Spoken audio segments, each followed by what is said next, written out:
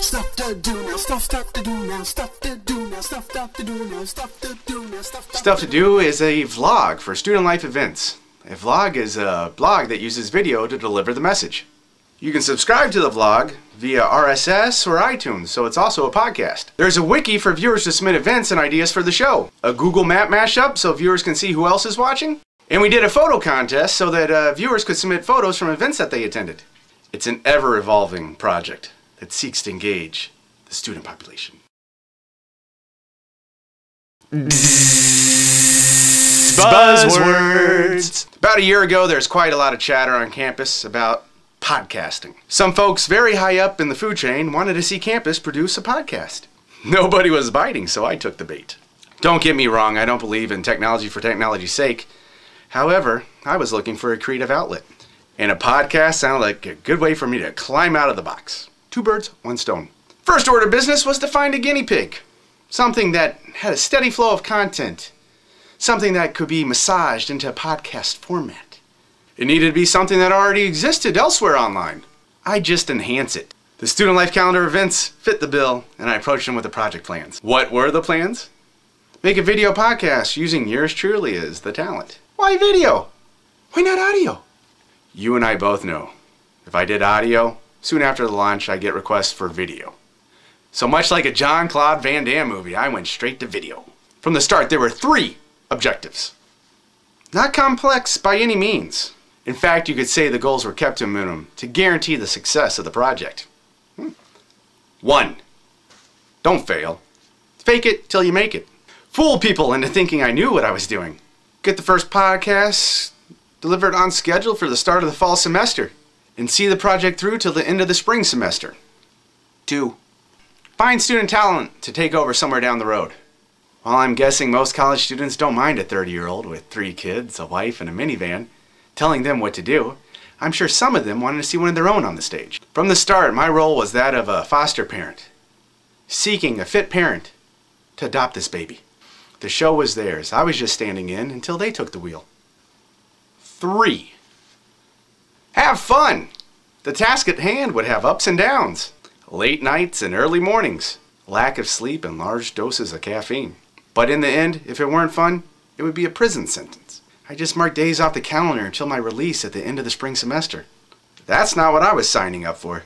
So having fun with it was not only very important, it was required. I know what you're thinking. He said he had 3 objectives, and he has yet to tell us how. He planned on increasing student numbers at events, squashing the efforts of those proclaiming there's nothing to do on campus, making prospective students beat down the admissions office door. While these are wonderful goals, these were not the ones we were shooting for. We wanted to make things simple, to introduce something new to our students, to innovate. Student affairs leads the way in many things on campus. I think it is because we're so concerned with the student experience.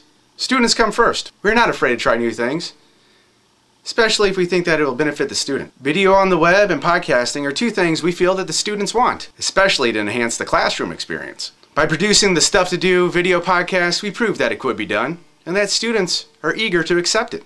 Hopefully this will promote future development of podcasts across campus. Hopefully this will pave the way for enhancements to the classroom experience through the use of podcasting. Podcasting on campus was a big buzzword, with a big stinger. Nobody wanted to play with it. All that buzzing, someone could get hurt. How could it be done? Who would provide the content? Where's the equipment? Why not just give up now? What makes the Stuff to Do podcast innovative? Nobody was doing it. It was too easy not to do.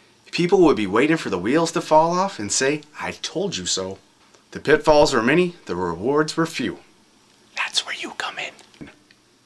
What we're doing isn't innovative to the rest of the world, but it is somewhat unique to the higher education world, and certainly to our campus. It's more than video to highlight student life events. It's a mesh of things for our viewers to take ownership in.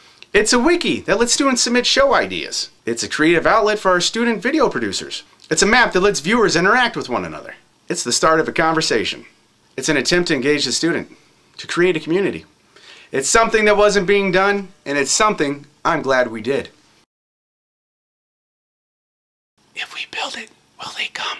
The answer is yes. The photo contest in the fall had over 100 entries. In the first month with the map, we have almost 1,000 members. Not bad for a school with less than 6,000 students. Student participation in the wiki is growing. More student-produced video content is flowing in, and I've become a star. Now when I go to the vending machine outside my office and get M&Ms, they're magically sorted by color. My demands are being met.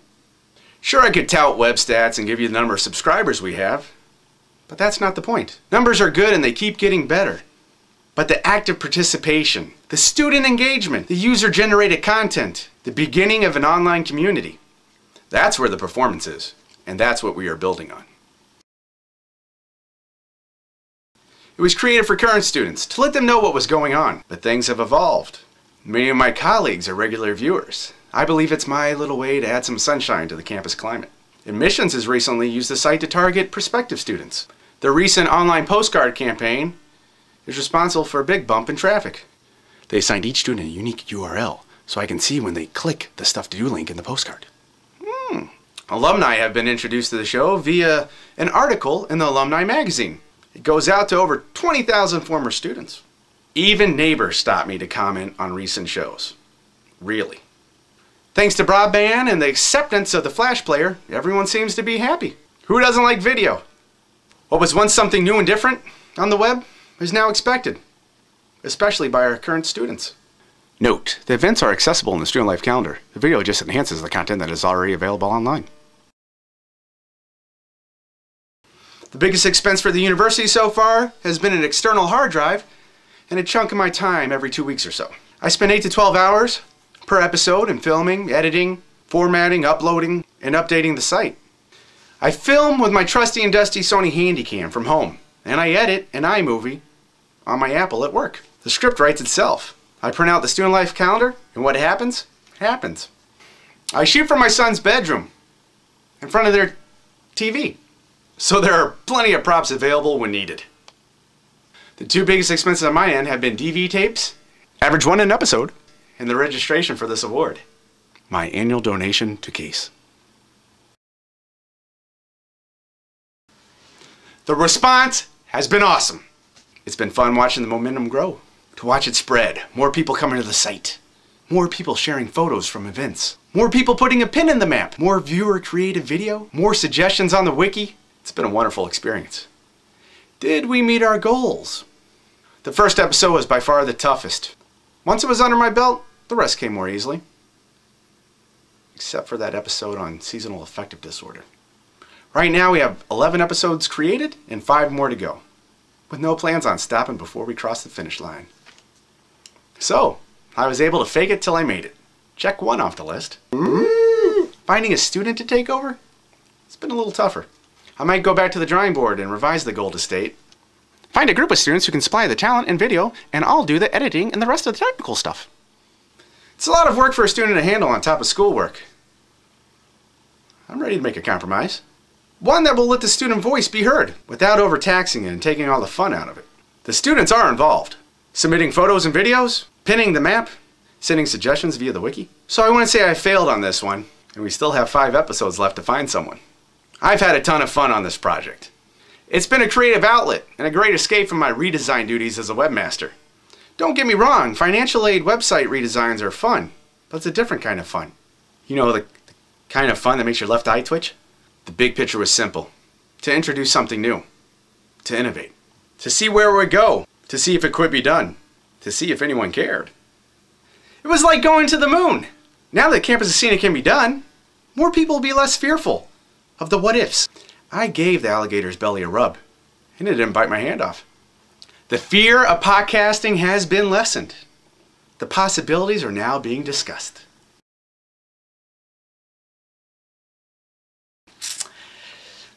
Come to think of it, that moon thing didn't amount to much, did it?